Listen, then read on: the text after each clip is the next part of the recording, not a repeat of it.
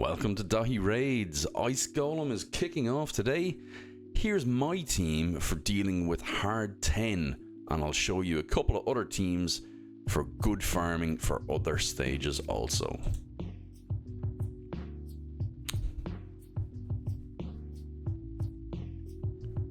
Launching in, this is a usual Seer comp. And good thing to remember is, even if you have Seer, it's always a Seer Lydia comp. Nearly always.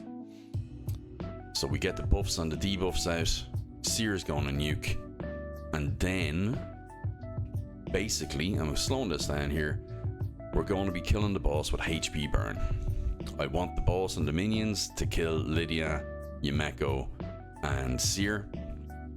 Aox I have in there because he's a buff extender when he gets hit, or a debuff extender when he gets hit, and I want him to extend the buffs and decrease attack on the boss maybe a little bit.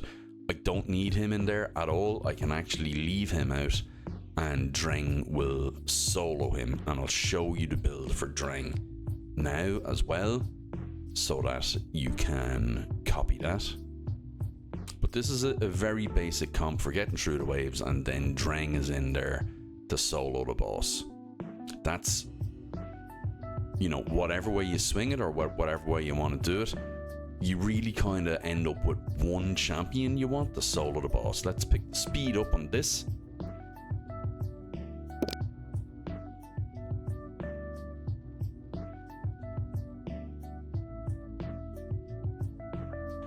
Boom, and that's hard 10 done and dusted. 2 minutes 20, 65 turns. 1 minute, or 1 minute 43 is my best with 59 turns, and that's without an Aox in there. And the reason that's quicker is because Aox actually provided decreased attack as well, which I overlooked, and decreased attack on the boss means that some of these guys are going to survive longer than I want them to. You want your team dying and your solo champion to do the work. Let's have a look at the team itself and the stats. They are good stats now, but they're not unbelievable. We'll actually go into the champion menu. We'd be better off showing there because we can see the gear as well. So Lydia isn't specifically built for this, but it is. Lydia and Seer are kind of built for Doom Tower, and so is Yumeko. I'll be able to provide different options for some of the spaces here. So Lydia is bringing your decreased defense and weaken for the waves so that Seer can nuke them down. She also brings the buffs on the same move to strengthen and increase speed to allow Seer to strip them off. So you want all the buffs on there so that Seer can use her Karma Burn to nuke the waves out. As we all know, that's one way of dealing with the waves.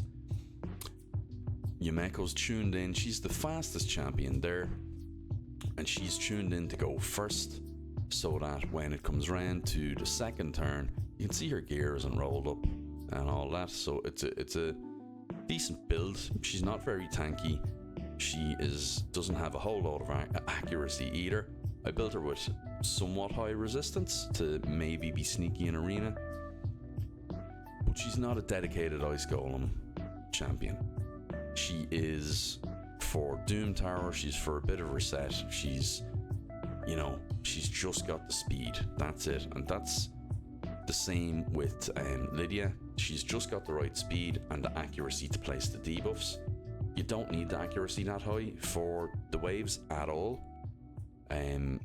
Because you don't actually want her placing her debuffs on the boss. So just for the waves, you don't need accuracy that high at all. So you don't have to go with this. These are just the speeds I'm using to get ahead of the waves. Aox is a non-event. I just threw him in there for kicks. Next up we have Dreng, the man of the moment, who is fantastic. There was some confusion about him when he came out, about like who was Dreng and all that. He's the walking tomb. He's the tomb. This is where this guy has been interred. So that's his. Dreng is actually his burial place. That's my thoughts on it anyway. He's an awesome looking champ. But anyway, he is built in regen and Defiant.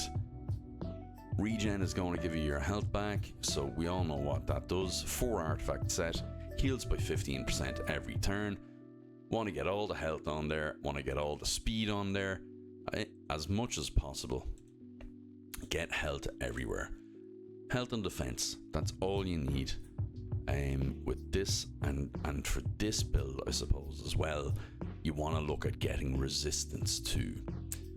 Why is resistance important? If you look back at the run, and we'll do another one in a second, I'll cut to the boss itself. You'll see that all of the other champions are getting heal reduction placed on them. So there's no other source of healing, there's no other source of cleanse, so you need the resistance here to make sure that he is not getting heal reduction placed on him, because if he's not getting his healing on every turn, he's in serious trouble. Defiant, excellent set as well. Again, because we want the healing and the HP, we want as much HP, defense, all of that, and this will give us 10% defense. It will also give us minus 15% damage from enemy AoE attacks. All of the Ice Golem's attacks are AoE, and the normal enemies don't do too much damage. You don't have to worry about accuracy with Dreng. So Dreng, and this is why he's my favorite, because he's the easiest to build for Ice Golem. You do not need accuracy with Dreng. So attacks all enemies, has a 75% chance of placing a HP burn debuff on all enemies for 2 turns, and this debuff cannot be resisted. No accuracy requirement. It means you can pump everything into your speed, your survivability, and your resistance. And that's exactly what you want to do. You want to ascend what you can, you want to get every little tidbit you can everywhere, and finally what I have on this guy is a blood shield ring. So he's not getting a big shield off it or anything like that, but I also have emergency heal blessing, and it's a fairly high one, and this heals this champion by 9% of their max HP every time the shield is removed or broken by an enemy attack. So that's fantastic, an extra 9% healing. It's overkill, I don't need it, but this is my build. There are many like it, but this one is mine, if there's any Full Metal Jacket fans out there. And this is full auto. So there we are, the buff's going out, the debuff's going out, and the buff's going on. Stripped and nuked. Same again, buffs out, stripped and nuked. And then we want nearly everybody dead and Dreng to stay alive. There we go, nearly everybody down.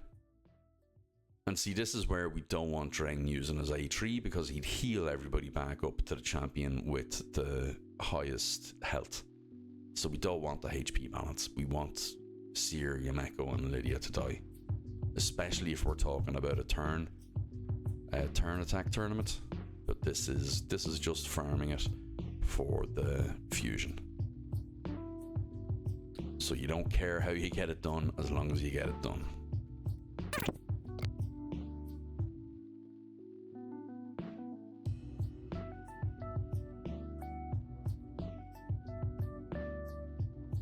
Okay, so that's Fire Knight done. That's my team. What I'll do is I'll do another video now, and I'll show you a couple of quick and easy teams to farm Fire Knight 20, because 20 is going to be a lot easier and a lot more valuable to do for the Scourge Ice Golem tournament that's on at the moment. This Ice Golem 10 stage 10 hard is best for equipment, but for actual tournament points, I think actually stage 3 or stage 6 is the most efficient per energy, but I think the best overall for equipment, energy and points is stage 20. So we'll look at that, and I'll see you in the next one. Thanks guys, bye bye.